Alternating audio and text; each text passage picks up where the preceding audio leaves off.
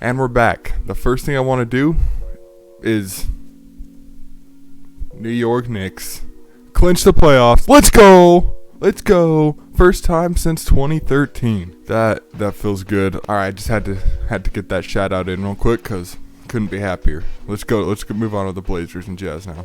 Now, I fully expected the Blazers to lose, even though Conley and Mitchell were out for the Jazz. I still expected the Blazers to lose because historically they never play well in Utah.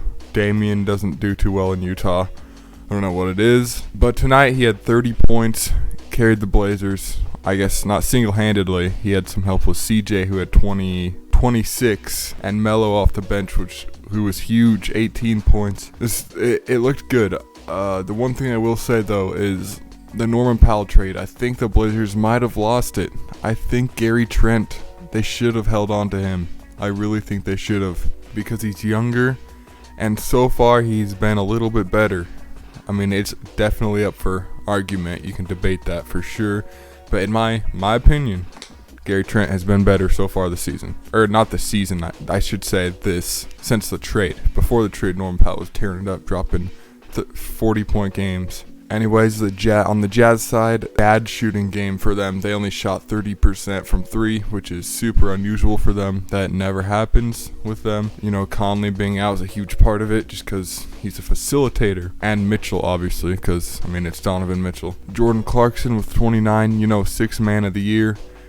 Right there. I don't think it's up for debate at this point anymore. Now, both teams, they got off to kind of a rough start, played kind of a poor game up until the fourth, really. I mean, pretty much the whole game, it was kind of a slow pace. They weren't hitting their shots like they usually do, obviously, like I said, with the Jazz, shooting only 30% from three. But, I mean, it was still a good game either way. Blazers' defense was actually pretty decent tonight, although they are the 29th best defense, so that's literally one from the bottom. I don't know who's below them exactly.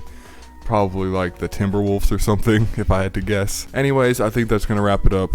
Not too much crazy stuff that happened this game. Everyone just kind of played their roles, did what they do, and the Blazers came out on top. Probably wouldn't have if Donovan and Conley were playing, but they definitely needed this win.